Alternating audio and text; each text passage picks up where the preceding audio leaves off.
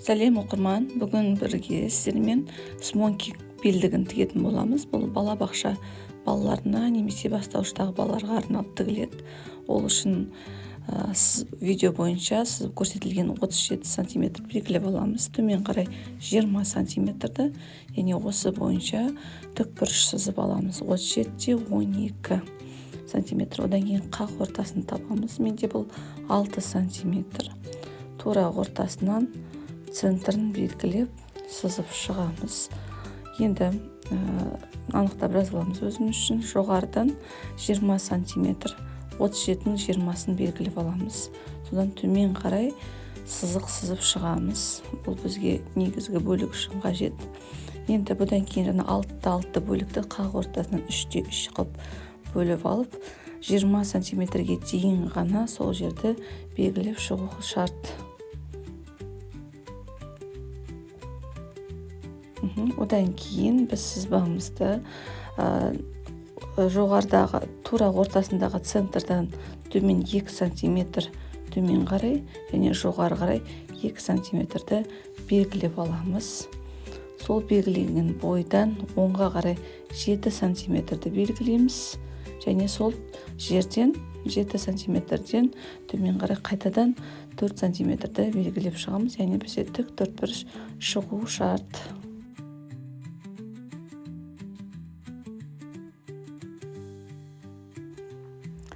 Видеода көрсетілгендей қылтып тік төртбұрыш сызып алдық.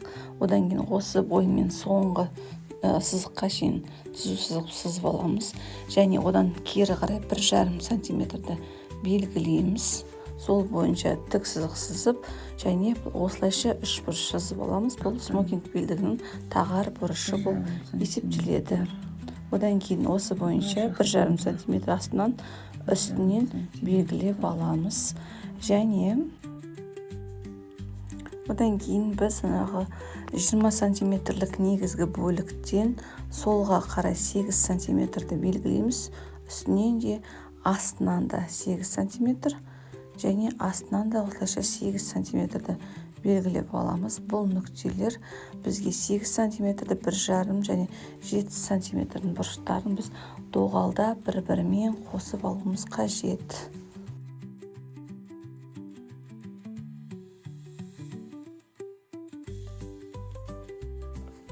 Видео бойынша доғалдап қосып алғаннан кейін 1,5 сантиметр көтерген нүктеден оңға қарай 0,5 сызықты белгілейміз. Осылайша 0,5, үстінен де астынан да 0,5. Сонымен доғалдап 2 сантиметр дейінгі нүктеге белгілеп аламыз. Бұл негізгі осы жерден біз қиып тастайтын боламыз. Алдағы видеода ары қарай көретін боламыз.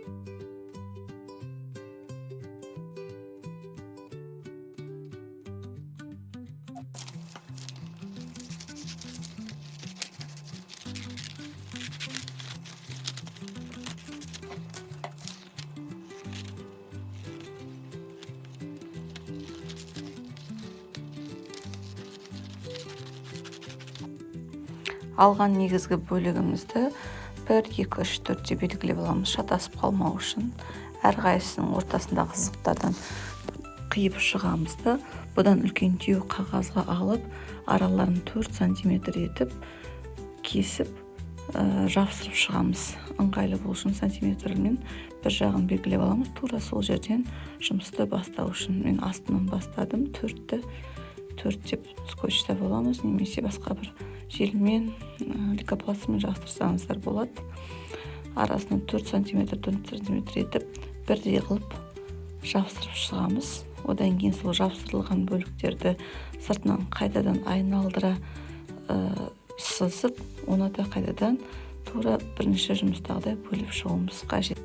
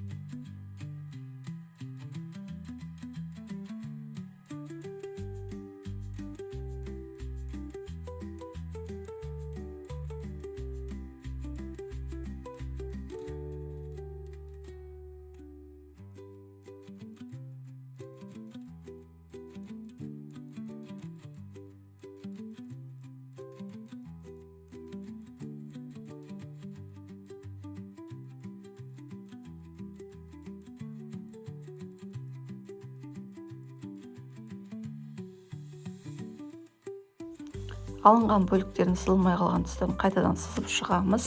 Сандар арасын бірдей етіп алдық. Соларды бір-бірімен біріктіріп, гармошка іспеттес етіп бүктейтін боламыз. Кейін бұл матаға салған кезде бізге қыртыс беретіндей әсер қалдыру керек.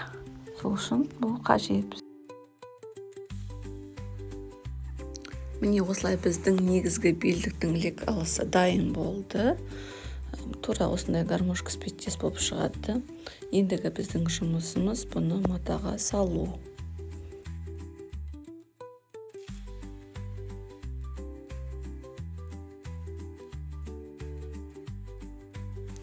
Мен осындай қатты атлас матасын алдым, өйткені белде тұрған кезде ол форма беру үшін қатты болғаны дұрыс. Екі қабаттап аламыз, өйткені мынау алдыңғы бөлікті толық жабатындай болады. Жаңағы гармошка іспеттес лекалымызды толықтай ашып, инелермен түйрелеп, әр сызығын араларына 4 см қосылған сызығымен қоса белгілеп алып, айналдыра қиып шығамыз. Одан кейін жол қатылықты одан әрмен жақсы сақтау үшін мен қатылық беретін матаны үтікпен отырғызып жабыстырдым. Видеода әрмен қарай байқауға болады.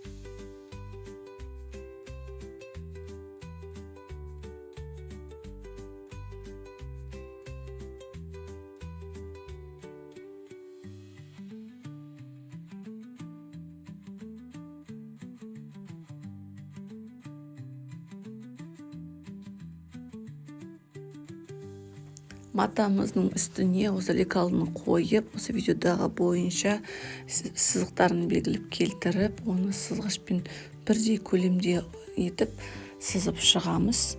Бұдан кейін біз сол 1 мен 2-ні, 2 мен 3-ті, 3 мен 4-ті бір-біріне айқастырып тұратындай инелермен түйрелеп, яғни гармошка пішінін жасаймыз. Мына видеода, келесі видеода көрінеді. Яғни мыналарды бір-біріне айқастыруымыз керек, және үстіне үтікпен жақсылап үтіктеп шықсақ, яғни бұл өзінің пішінін береді.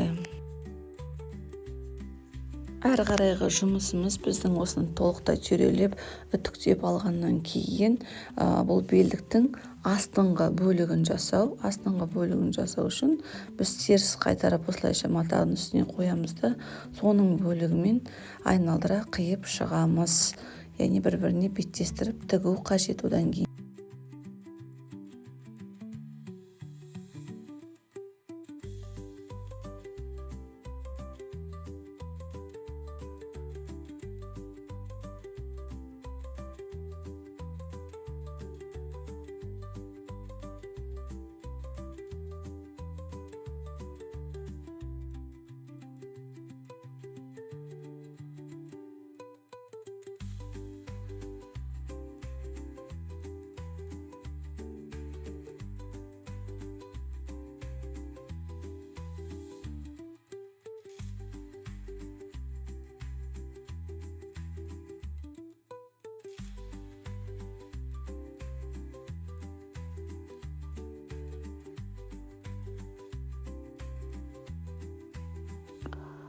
үстіңгі және астыңғы бөліктерді осылайша бір-біріне беттестіріп тігіп аламыз. Үстінен видеода көрсетілгендей мен көркем әсемдік тігіс тігіп шықтым. Бір-біріне астыңғы және үстіңгі бөліктерді беттестіріп, доғал бұрыштарын, қыр бұрыштарын, үш бұрыштарын жақсылап тігіп шығамыз. Қайтарған кезінде осы бұрыштарды жақсылап үтіктеу біздің негізгі жұмысымыз болып табылады. Жалпы тігін барысындағы үтіктің жұмысы, яғни оның мақсаты өте үлкен. Яғни үтікпен біз көптеген дұрыс емес қате жерлерді жөндеп, реттеп алуымызға мүмкіндік болады. яғни тігіп болғаннан кейін осылайша бұрыштарын артық кеткен жерлерін қайшымен қиып алсаңыз жақсы.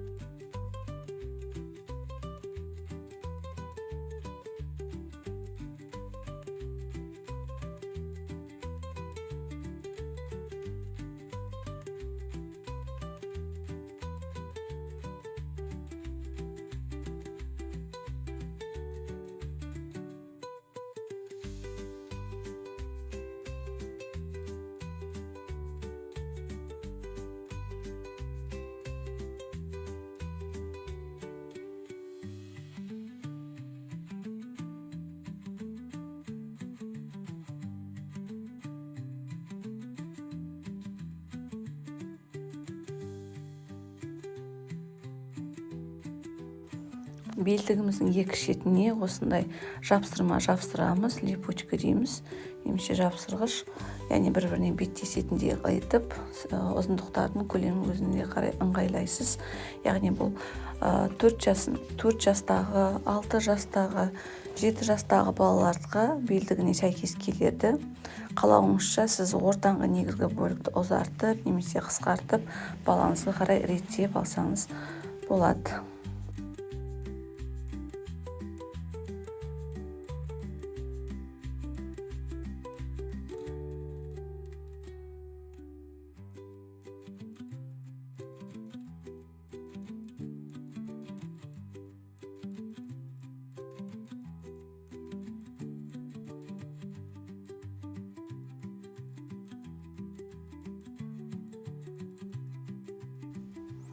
Нәтижесінде бізде осындай әдемі сәнді смокинг белдігі шықты. Әртүрлі мерекелік кеште бұл сіздің балаңыздың әдемі көруіңізге себепші болады деп ойлаймын. Видео сабақ ұнаса лайк басып, маған тіркеліп, комментарий жазуды ұмытпаймыз.